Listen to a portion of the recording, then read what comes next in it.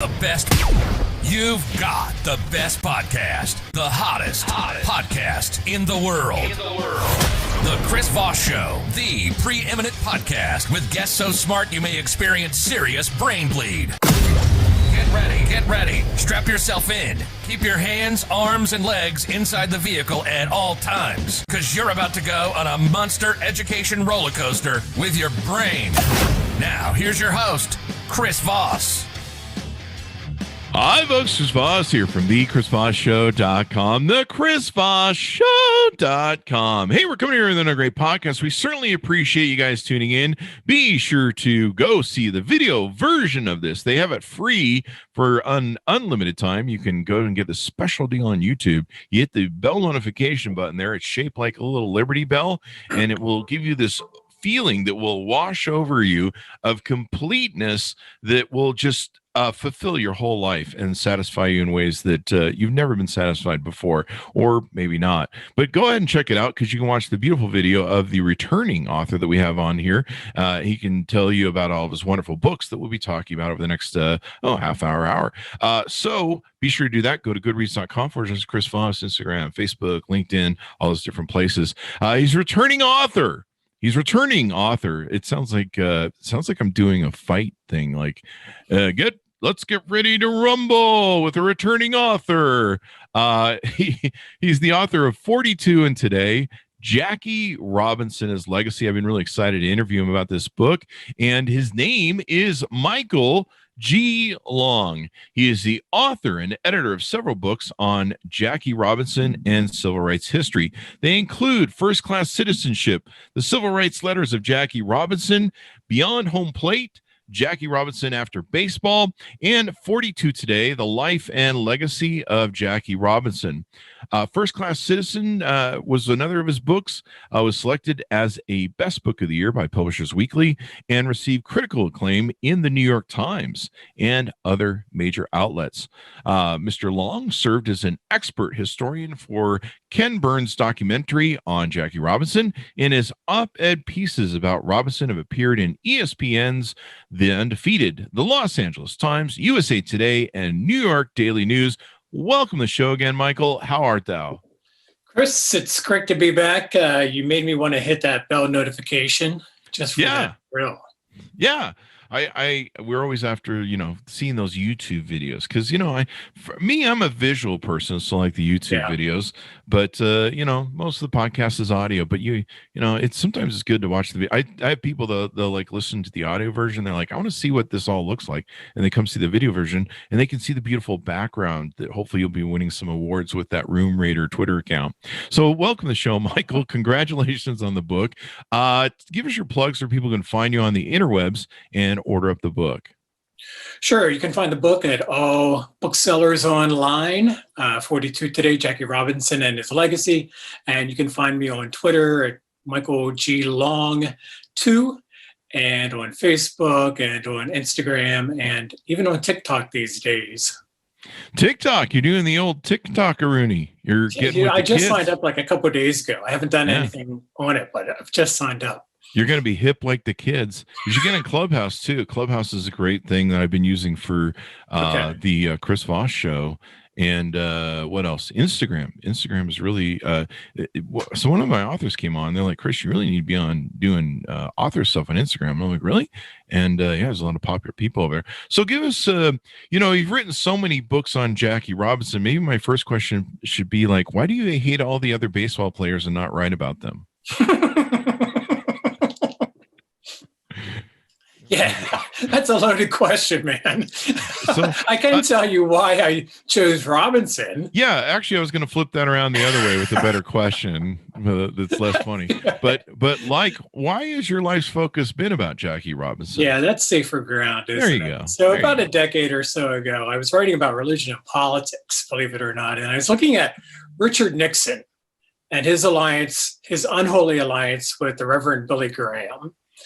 And I was at the Presidential Archives. No, I was at the National Archives in Laguna Niguel, California. And the archivist there came up to my desk and asked me if I'd seen the Jackie Robinson file. And I hadn't. So he brought over this thick file of correspondence between Robinson and Nixon.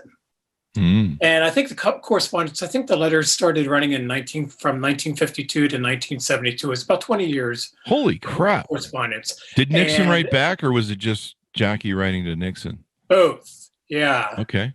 Yeah. They That's had letters from Nixon and letters from Robinson as well. And a lot of the letters, Chris, had to do with politics and civil rights and economics and so forth. And I really got hooked. So this was the hook into Robinson for me. His letters to Nixon, believe it or not, about politics and civil rights. Yeah. So but I'm not a huge baseball fan. I follow it here and there.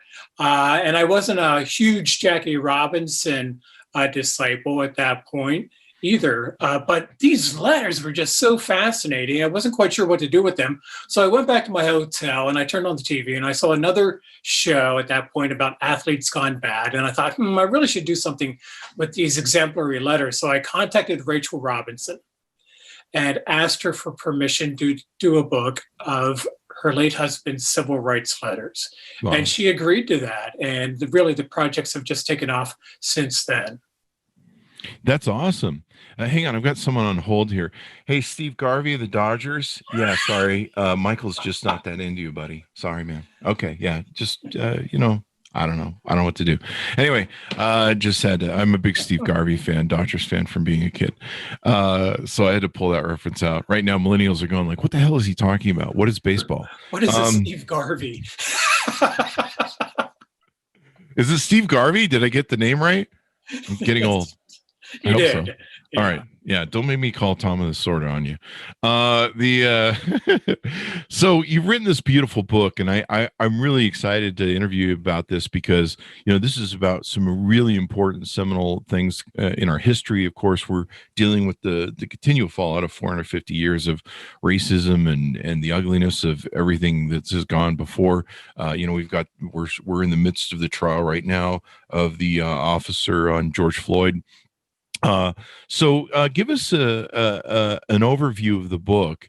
And I don't know if you mentioned it before, but did you tell us why this one was was important to you to add to your collection of books you've written about Jackie? Well, since you mentioned George Floyd, I could sort of segue into that by saying that I really wanted to focus on Robinson's legacy and his legacy for today, and sort of to show that Robinson mattered not only in 1947, but he matters still today. I mean, even if we were to look, Chris, just at the George Floyd protests, we can see that Robinson's legacy matters in the sense that he was a victim of police brutality several times in his life. Growing up, he was arrested by police officers unjustly. Even near the end of his life, he was sort of thugged around by a white police officer. This would have been, I believe, in 1970. A police officer pulled a gun on Robinson. And Robinson spoke out against police brutality quite a bit throughout his life. And in 1970, believe it or not, he also stood with Black Panthers. He aligned himself with the Black Panthers when they were facing the issue of police brutality.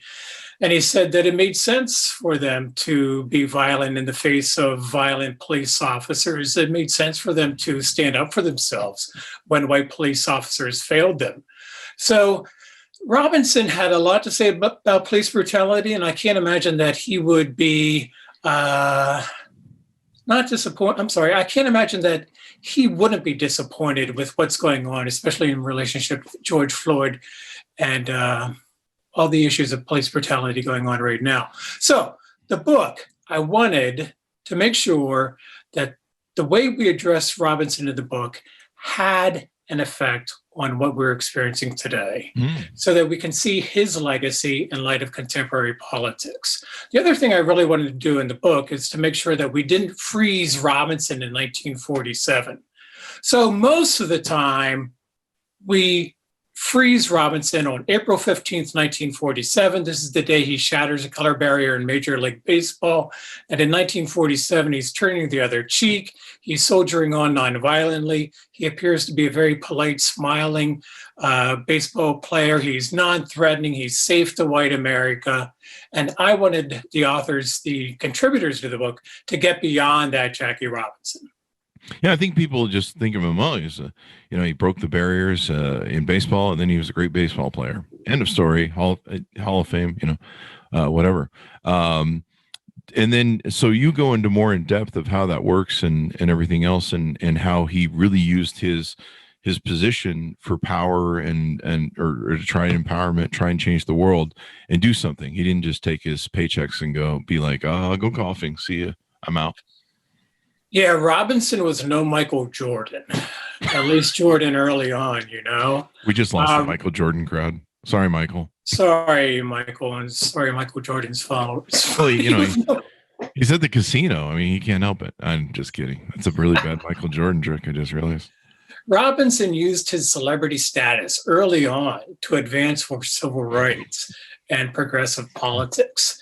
And he decided early on that he wasn't going to sit by and not speak out when he faced racial injustice, when he faced economic injustice and issues of war and peace. He was somebody who insisted on speaking out no matter what the fallout would be.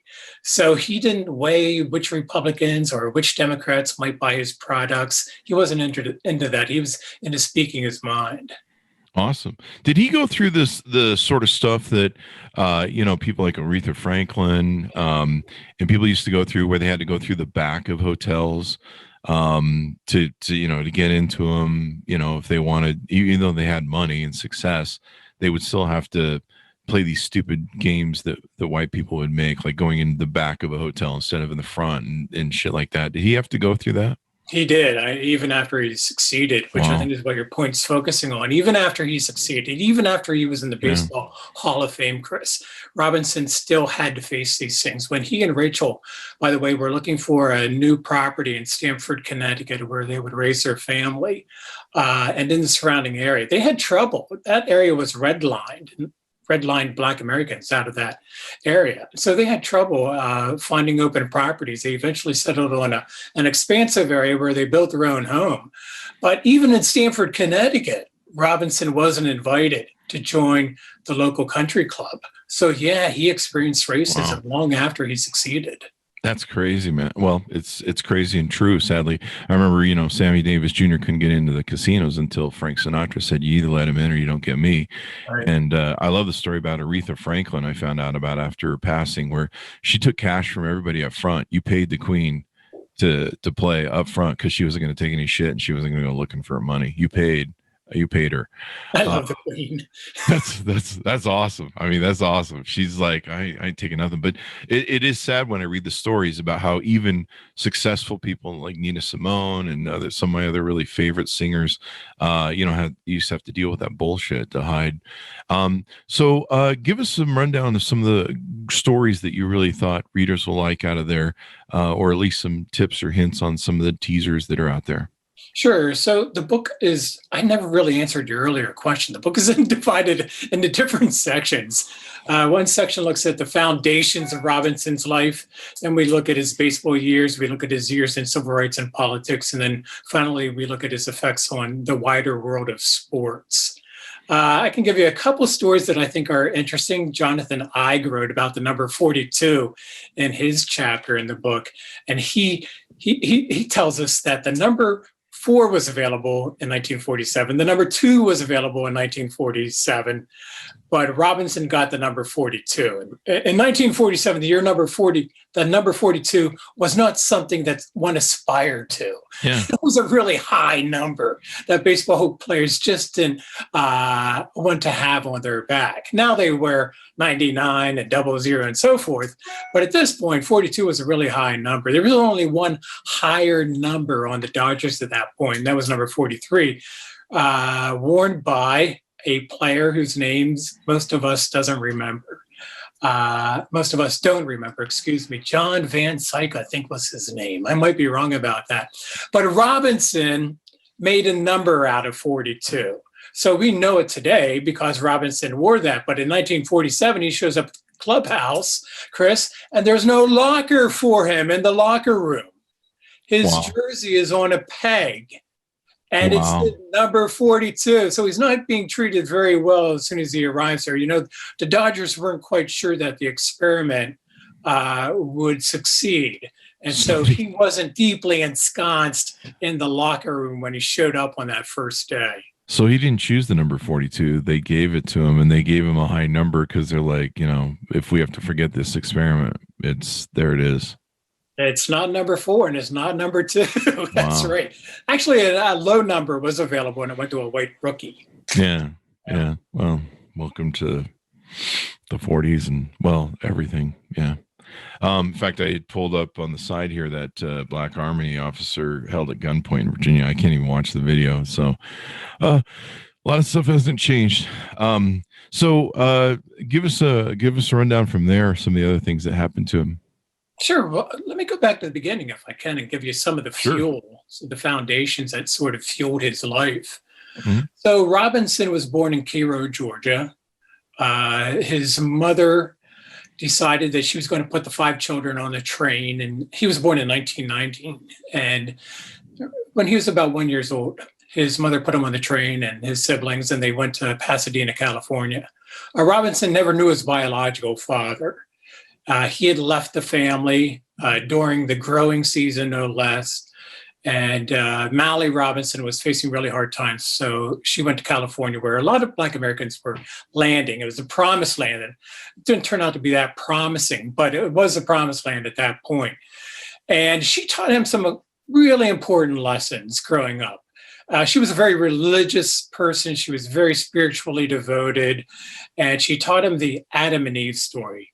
She taught him, this is really interesting, Chris. She taught him that Adam and Eve were originally black.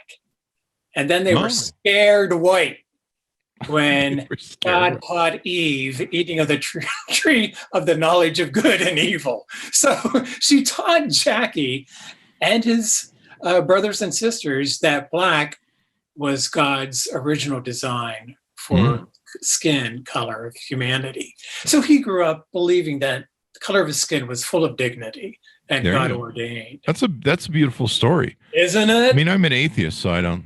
Yeah, me too. But but that's a great story. I'd tell that to my kids. I love that story. The other thing she taught him is that freedom is something to be grasped right here and right now.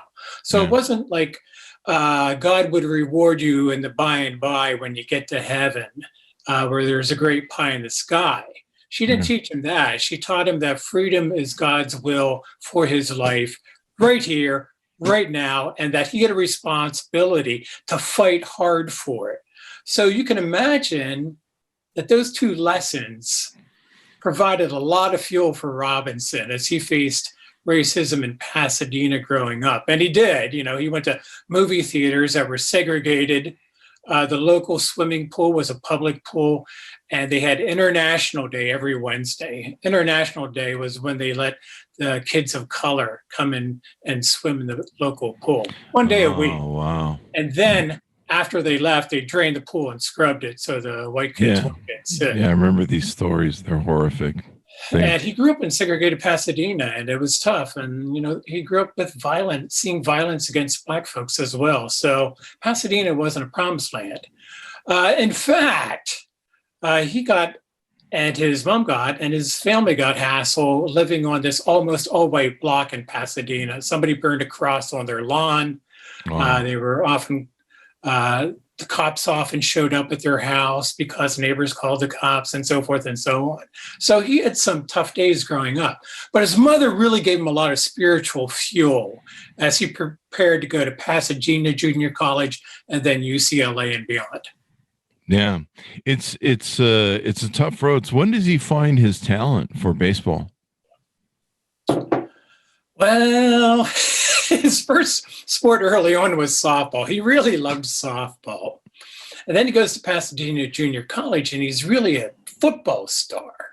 This guy's, when he runs over 12 yards per carry. So he's quite a star. And when he goes to UCLA, he letters in 4 sports.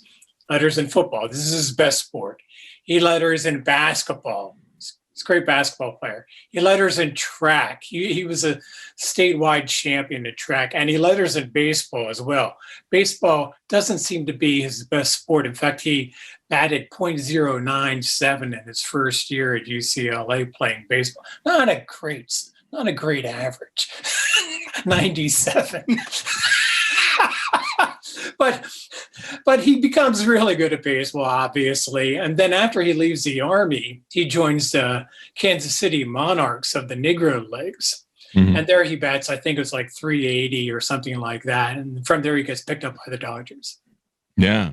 And so is he really a great player at that point? Or is he still developing and they decide to do this experiment? How does that change? Yeah, he wasn't the best player, it seems, in the Negro Leagues. There were other really strong players, but Robinson, let's not, I don't want to diminish this by any stretch of the imagination. He was excellent in the Negro Leagues. Mm-hmm.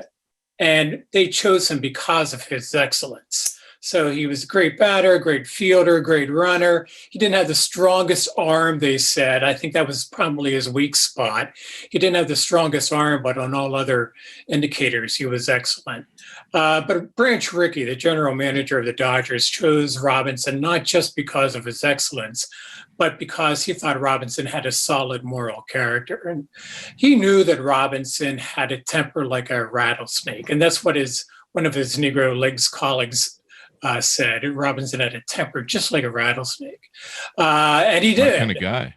Yeah. And Rickey knew that when he brought him on. He knew that Robinson was the type of guy who would fight back, but he also knew that Robinson had the smarts enough not to fight back early on, to hold his temper in check. So Rickey was looking for somebody who was fiery on the diamond, who was excellent on the diamond, but also somebody who was strong enough to keep that temper in check. And he found that in Jack Robinson. They also bonded over Methodism. They were both Methodists. And Rickey liked the fact that Robinson had a fiance at the time, Rachel. So he liked a lot of things about Robinson's character. Robinson scored excellent in terms of his character in the Army and so forth and so on. There you go. And so he developed into a great player, and then he moves in. And I don't know if you want to expand on, what a great player he was, or if we want to move into the next step in his life after that, where he gets into politics and starts doing some of the social justice sort of things. Well, let's talk a little bit about how tough 47 was from him, and then we'll move on if that's okay. Sure, 1947 was a really tough year for Robinson. Again, he has a fiery temper, right? So 1947, Branch Rickey asks him to turn the other cheek when he faces all of this racism, when he faces the racist insults and all the racist gestures that are thrown his way. Turn the other cheek, says Branch Rickey. And this is a criterion that, this is a demand that Rickey makes of Robinson, and Robinson agrees to it, but it's really tough because he says, I'm not nonviolent. He's not naturally pacifist, nor is he passive by any stretch of the imagination either. So 47 is really tough. What he does in 47 is swallow all of those racist insults and turn them into muscle. That's the way Jonathan Ive puts it in the book 42 today. He turns them into muscle. But there are a couple times when it seems as if that great experiment in 1947 will come crashing down. And one of those times is when the Dodgers are playing the Philadelphia Phillies. They have a manager, and you saw this in 42 if you watched the movie. They have a manager, Ben Chapman, who was racist to the core and who hurled every racist insult at Robinson, and he encouraged the Phillies to do so as well. And Robinson recounts being at the plate and hearing all these insults and thinking to himself that he wishes, or he feels as if he's just about ready to throw that bat down, march over to the dugout, and use what he calls his despised black fist to pummel those white sons of bitches into the ground.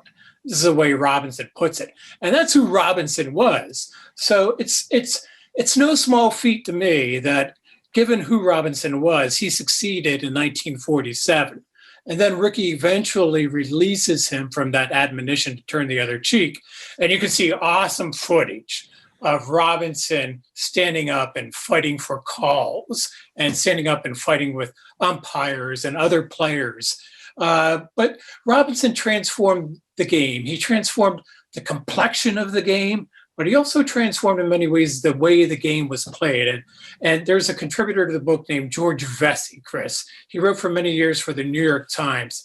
And he makes the case that when you see a runner taking the wide turn at first base and dancing between the bases and stealing home plate or doing a high slide, that's Jackie Robinson ball. What Robinson did was to inject Negro League's ball into Major League Baseball. So in 47 and beyond, Robinson transforms the complexion of Major League Baseball, but also the way it's played. And it was a really difficult thing for him to do.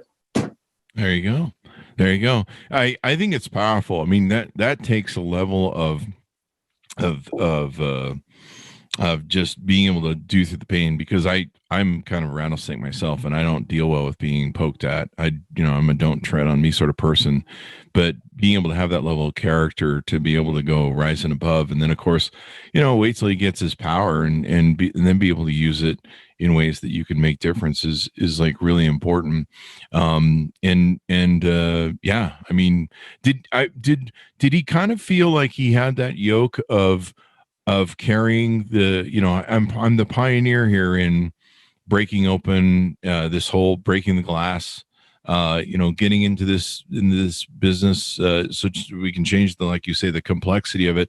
Did he feel like he carried that yoke on his shoulders of like, I've got to, since I'm the pioneer here, I've got to set forth the standard that will break this open for everyone? He did feel that, according to Rachel. I think they both had a sense that they were making history in 1947 and beyond. And she recounts that it weighed heavily on his shoulders. And, he didn't have a lot of support in 47. His teammates didn't rally around him. They didn't pat him on the back and pal around with him. And he kept to himself pretty much in 47. And he was a lonely figure, a lonesome figure. And Rachel says that he would come home from the park late at night and he would go into the bedroom and kneel next to the bed and ask God for strength and courage. And so that image alone shows you how lonely he was in 47. But he did have a sense that they were making history. And, he didn't have that sense just internally. He had it from Black Americans who wrote him all the time about how he was their hero. They would come in from the farm fields and gather at the local store around the radio and listen to Dodgers games. And he was their hope and joy in 1947. He really was. I mean, he transformed Black America, and he knew that he was carrying Black America on his shoulders. And in fact, several years later, in 1960 or 1961, Martin Luther King Jr. says, Robinson was a freedom rider before the freedom rides. He was a sit-inner before the sit-ins. And it's because of Jack Robinson that I can do what I'm doing today. And that's high praise from Dr. King. That's pretty amazing. I mean, you think of hero stories like this, but there's a human element too, where the down times, the times you feel challenged, the times you're frustrated, the times, sometimes it's fun to be the hero and you're carrying the world on your shoulders. But in that, like you mentioned, in that time, he was very alone, and that loneliness can really be depressing, can be heartbreaking. There may have been times where he had an awful day. Maybe he just wasn't hitting like he expects himself to do. And you're just like, I really don't want to carry the world for everybody. Like, fuck all this shit. You know what I mean? And it takes a lot of moxie and character, I think, I would guess. And then complicating all that, Chris, is that Robinson faced a lot of death threats in his career. So, he compiles Hall of Fame statistics from 1947 to his last year in 1956. Hall of Fame statistics, incredible in and of itself, right?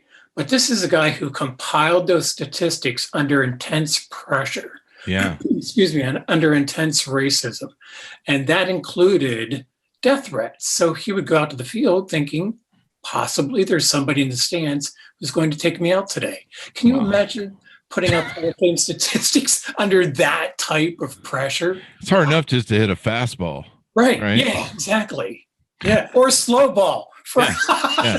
You've got people screaming epithets at you. You know, you don't know if somebody's got you scoped in the stands. I mean, Jesus, man, that's like that's a whole new level. And to be able to keep your focus and your game on, it's just extraordinary. Would you say he's maybe one of the greatest baseball players of all times? I mean, he doesn't have to have that asterisk that some of the newer players have for juicing and crap. So.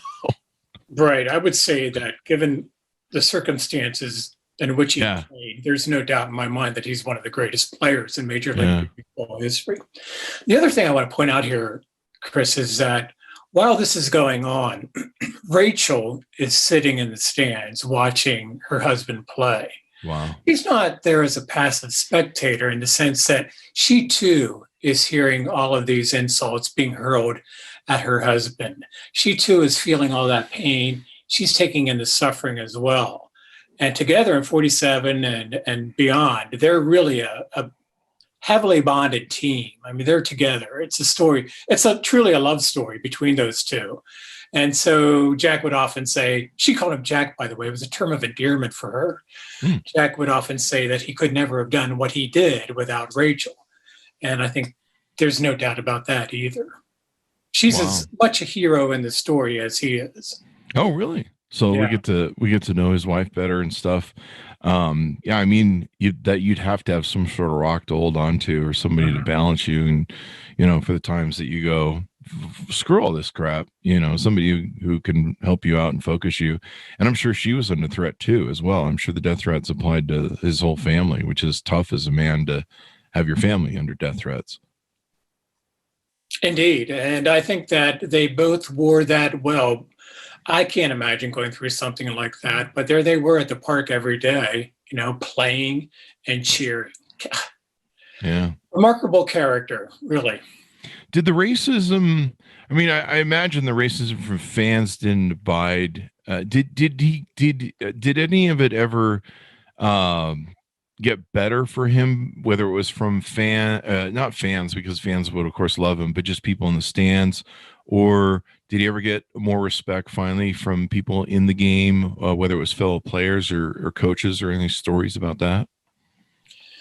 You know, Robinson's popularity on the Dodgers increased as he succeeded and as the Dodgers succeeded.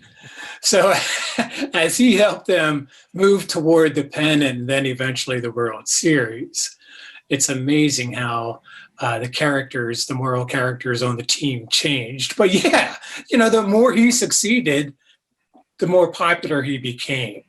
So they came to see him as a great baseball player, as his fans did as well. You know, some of the, he always faced racism throughout his career. So I don't want to diminish that as well, but I think it was more intense earlier on than it was later. Yeah. Yeah. It's good that they finally went, you know, that some of it abated. It's a sad thing though, because they're clearly using him for whatever he is. So how did this lay a foundation for people like Colin Kaepernick and other people with his legacy that came onward? And of course, Colin Kaepernick is, I think, still technically in the news because, you know, the knee and everything we're doing right now with George Floyd, and you know, I mean, the whole legacy that we had of 4 years of people complaining about knees. But I guess it's okay to break into the Capitol and bring the Confederate flag in there. That's just fine. Try and overthrow the government, but God forbid, you know, Colin Kaepernick should put a knee down.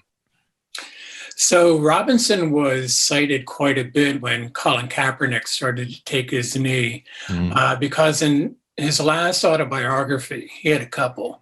In his last autobiography, Robinson wrote, that he could no longer stand for the national anthem. He knew that he was a black man in a white world.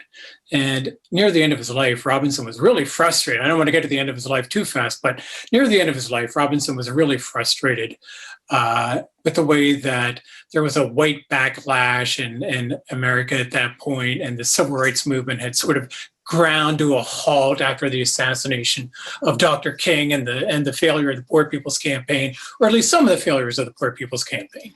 And Robinson was feeling frustrated, and so he made those really controversial comments about not standing for the national anthem. Wow. But he said something similar in 1969 as well. The New York Times was doing an article on July 4th about the American flag, and they had the peace of mind, the brilliance to interview Jackie Robinson for this story. And Robinson says for this July 4th, 1969 story, that he wouldn't fly the flag on July 4th or any other day.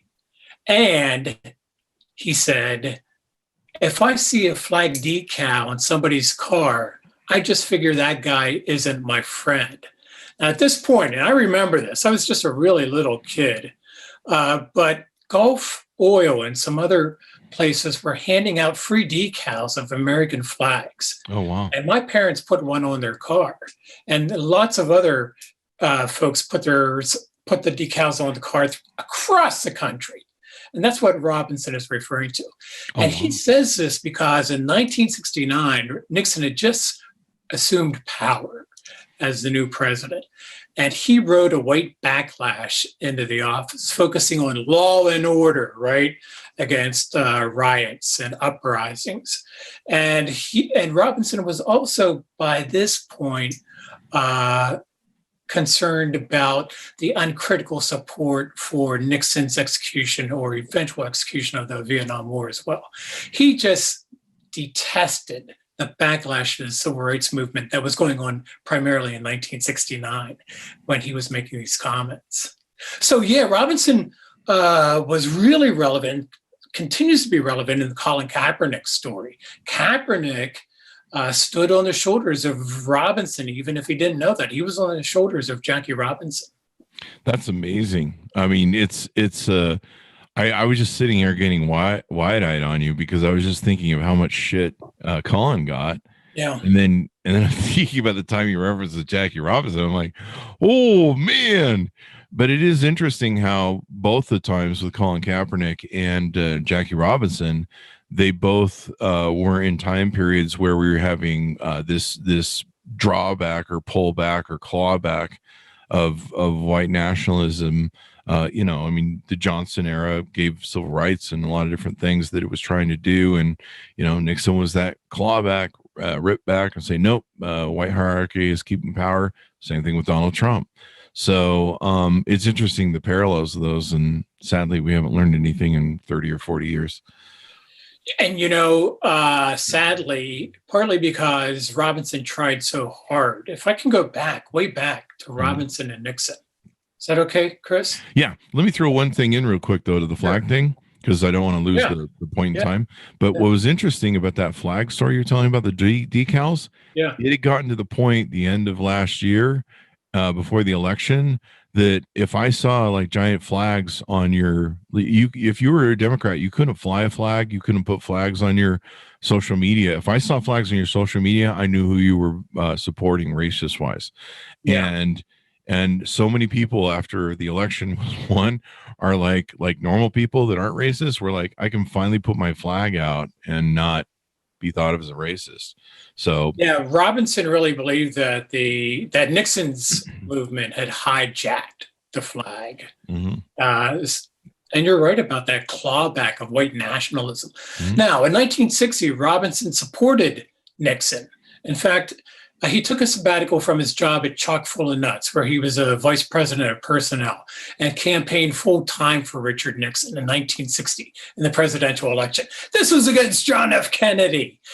Rachel Robinson supported Kennedy, but Robinson believed that Nixon was a stronger candidate on civil rights.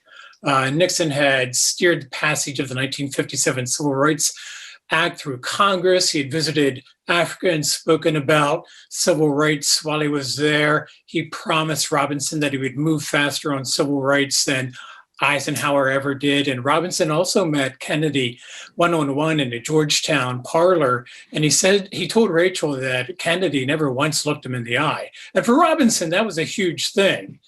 Kennedy also made the mistake of telling him that he wasn't too familiar with Black concerns, which is not something you really want to tell somebody you're trying to get support from. So he backs Nixon in 1960, but he eventually sours on him because Nixon takes that turn and becomes a leader in the white backlash movement. But Robinson, for the rest of his life, argued for a two-party system where Black voters would suspend their votes and then choose whichever candidate and whichever party would best advance civil rights. And it was an interesting time back then because, the Democrats used to be the Republicans, and then they flipped under Johnson, and then Nixon. I'm forgetting the exact stories, but Nixon basically took the mantle.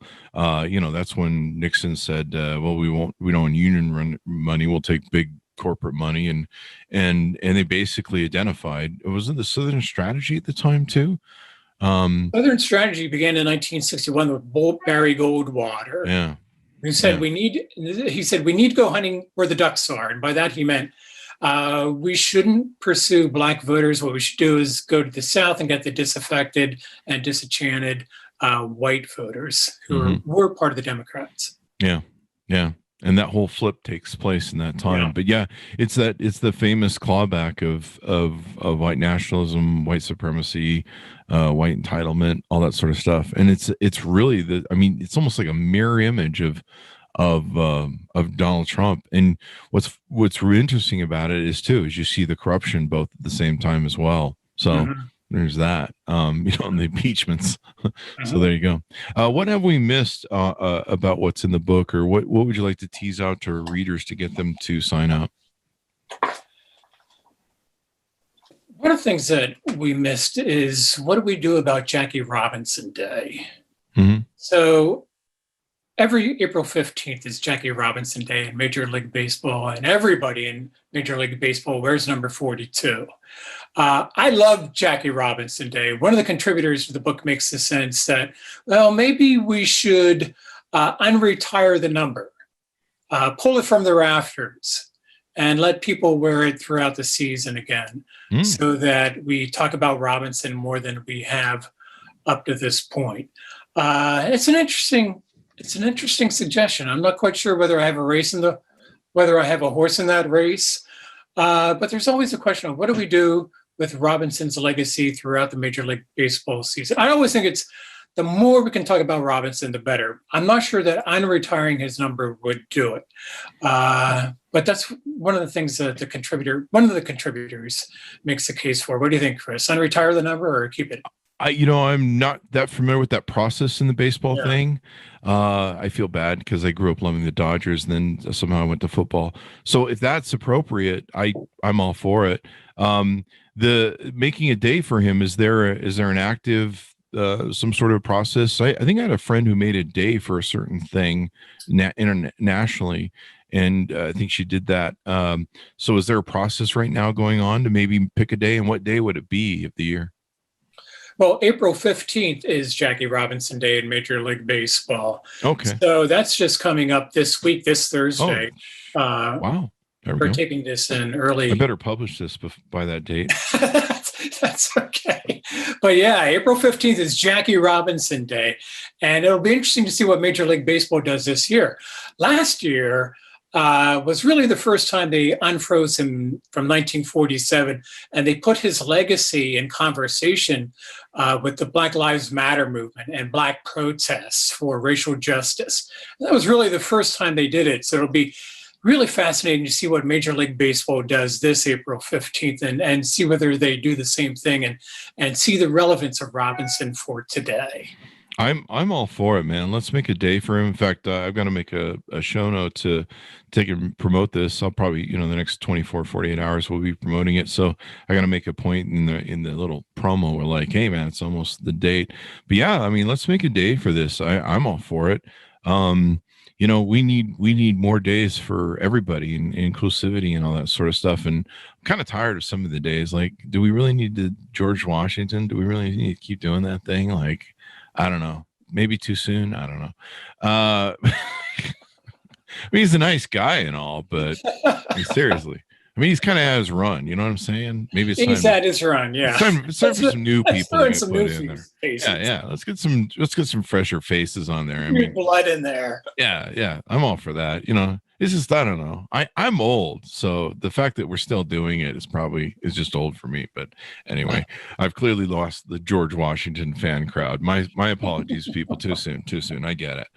So some make the case, Chris, that maybe we should just allow the jersey to be retired, to keep in retirement, that is, to stay in retirement, but pull it out for one person. Maybe the most valuable player every year gets to wear 42 throughout the entire season. Yeah. And then on April 15th, everybody joins them. There are a lot of different options out there for honoring Robinson. Here's what Rachel Robinson says. If you want to honor my late husband, the best way you can advance his legacy is by joining the fight for racial justice. There you go. Don't you love that? Yeah. Is his wife still alive? She is, yeah. I think she's 93 or 94. Good for her, man.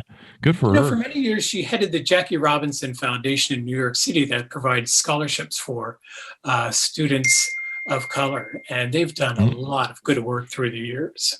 Now, I'm clearly ignorant of this sort of rule in baseball. So when you say no one can wear it when they've got it retired or up on the stands, so that means like they can't sell shirts for it, or no, how does that work? Major League Baseball sells a lot of Jackie Robinson merchandise, but when Major League Baseball retired number 42, that meant that nobody else could wear it. Oh. Yeah. Well, okay, now I get it. When you were saying I'm clearly not a baseball fan. My bad. That's all right. And there was a grandfather clause, so those who were wearing it at the time could wear it. Well, would that be bad though if like someone else was to wear it? Because I mean, that's kind of his. It's his now. Yeah, it's his now. I mean, to me, that's like no one should touch that. It's kind of like doing a cover of Stairway to Heaven, man. No one should go there. Like that's theirs. I don't think I've ever heard that analogy. Yeah, well, it's true. No one should touch anything by Jimi Hendrix and try and remake it. No one should do that to Sarah. There's just certain things you just have to leave alone. That's theirs, and Okay, so let me revisit this then. A contributor to the book makes the case that if you allow people to wear 42, what you'll see is that a lot more people will be talking about Robinson throughout the course of the Major League Baseball season. I see. Yeah. How about if we let Colin Kaepernick have 42? I think that'd be awesome. I think that would be sweet. He can wear it all the time, do whatever he wants with it. It's Colin Kaepernick. I mean, that dude's awesome, man. And the way he's handled it and dealt with it and stuff, I really think I'm a football fan. I think they should just gift him for all the BS they put him through. Team, but that's good luck with that with those guys. Still hasn't been picked up. Yeah, that's just it's such a shame that took place. In fact, I don't watch much football that's when I walked off the football field. And part of it is because I'm a Raiders fan, and we know how those games go. Yeah. And I got tired of calling suicide hotlines every Sunday. It's hard to be a Raiders fan, man, but I mean, I could be a Browns fan, so I guess I don't have it too bad. I just lost the Bills fan crowd now, or the Browns fan. Don't write in, people. Don't write in. Anyway, so there you go. So anything more as we go out that you want to plug on the book, or plugs that you want to tell people to find you on the interwebs? Well, I suppose there's one topic that I'd like to visit, and that is the racial makeup of Major League Baseball. When Robinson left Major League Baseball in 1956, 1957, 5.6% of all players on Major League Baseball rosters were Black Americans. That figure today has jumped to about 8%. So it's only 8%? Only 8%. Are you kidding me? No, I'm not. No. And clearly not basketball. Robinson would be disappointed by that. I think he'd be disappointed by the absence of Black faces in the front offices and among the coaching and management staff. So I think Major League Baseball continues to try to work on that. They're building some pipelines to urban communities with urban academies.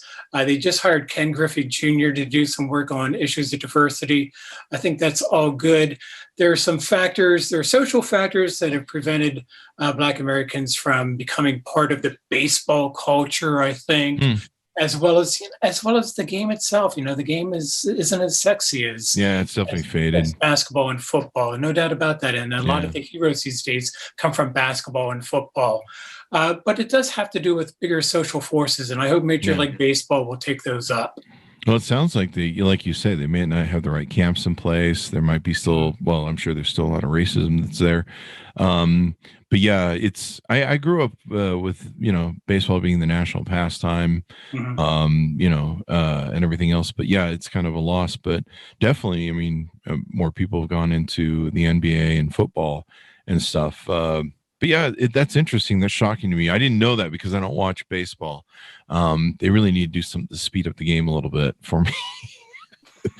But I mean, what can I say? My brain's broken. But yeah, I mean, beautiful game, beautiful legacy. It's something we need to champion more. And are we going to see a lot of ads and stuff, a lot of promotions that the Major League Baseball puts behind April 15th? Or is it kind of just like, they just kind of go, it's a Jackie Robinson Day? No, I think we'll see a blitz. I think we'll see a media blitz surrounding April 15th to celebrate Robinson and to honor his legacy and to revisit Rachel and her legacy as well. I think it's going to be a beautiful celebration. I'm certainly looking forward to it. I'll wear 42 that day, but me too. As long as baseball doesn't sue me or give me C and D. That's really surprising to me. Like, that really head whips me, that 8% figure. Anyway, Michael, it was wonderful to have you on and share your beautiful book with us. Give us your plugs as we go out. So you can find the book 42 Today, Jackie Robinson and His Legacy, at all booksellers online. I encourage you to visit indie books especially. You can also find them in indie bookstores across the country and major booksellers as well. You can find me on Twitter, Michael Long, Michael G. Long, too. You can also find me on Facebook. Drop me an email, longmg4242@gmail.com, and I'll answer it. There you go, guys. Chris. Thank you, Chris, for having me. Thank you very much. I love your show. Thank you, and thanks for coming on a second time. Thanks, guys, for tuning in. Be sure to celebrate Jackie Robinson Day, April 15th. Go buy the memorabilia, buy the book, of course, and support all that good stuff. And thanks for tuning in, everyone. We'll see you guys next time.